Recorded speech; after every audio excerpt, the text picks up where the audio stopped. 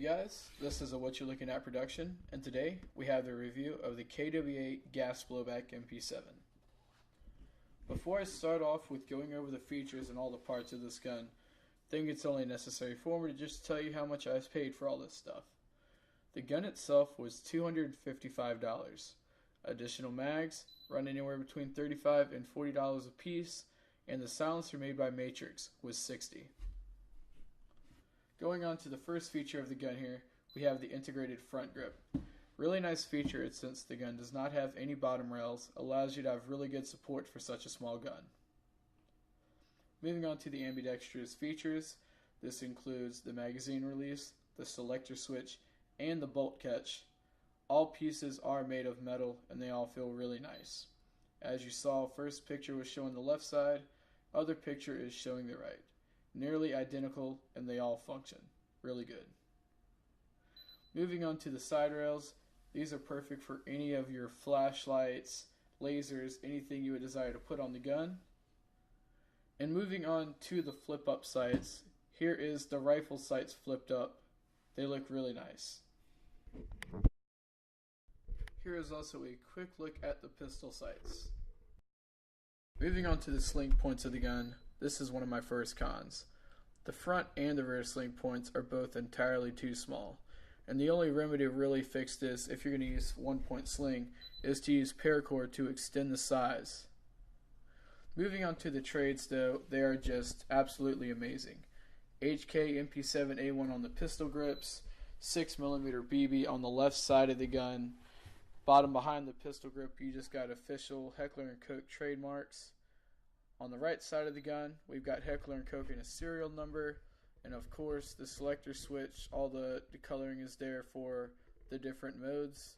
And then even on the magazine, we have manufactured in Taiwan.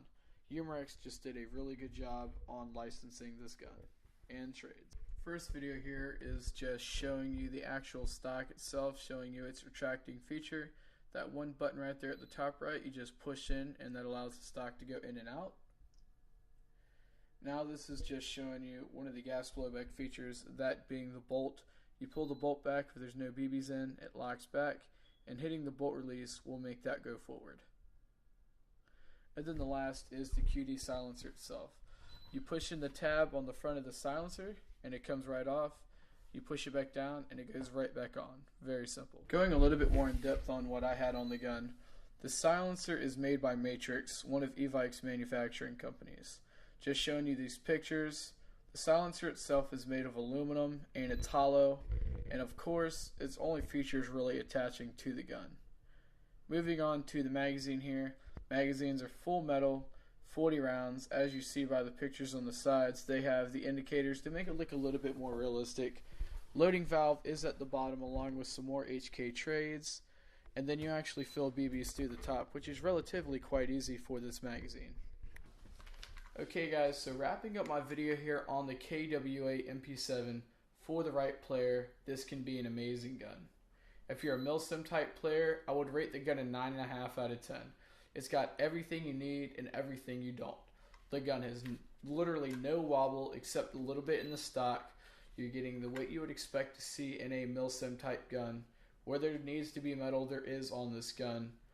Just an amazing balance of weight with the silencer and your extended magazine. That comes stock with all these guns. You're looking right at about 5 pounds, 4 ounces. And that actually might seem a little bit heavy for its size, but you always want to have a little bit of heft in the gun. And when you're packing it in a gun this small, it just makes the gun feel right. So that's always nice to see. For your milsim players out there, you got all the features you would want. All the functioning parts of the gun are ambidextrous. Your magazine release, your bolt release, your selector switch, everything is what it needs to be. And overall, you're getting a nice little kick out of this gun, even for its size. You're getting right at 330 FPS with .28 BBs and 405 with .2 gram BBs.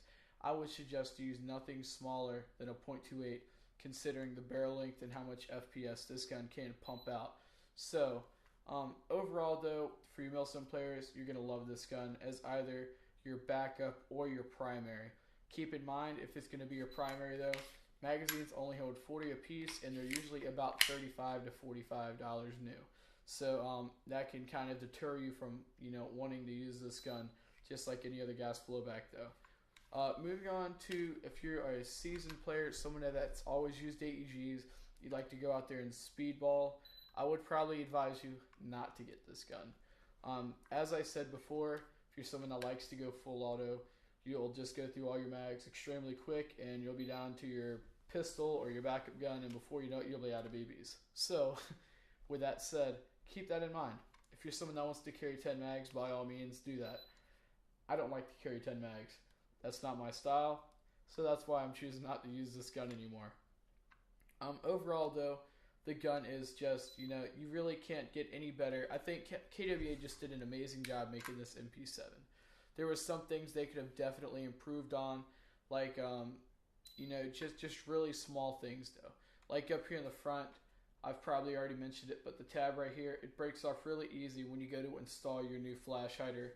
And the fact that the flash hider that comes with it is glued on, it just takes a lot of work depending on which route you take that off. Overall, though, you can look past all that stuff. You got all the beautiful trades on this gun. And, overall, for $255, which was the price I paid for it originally, the gun is really nice. So, yeah, that's it. If you were wondering, silencer was 60, additional mags were 40. And that's all there's really is to say about this gun. It is a straightforward gun, and it is a fun gun, but a very expensive gun if you want to use it the way it's intended to do.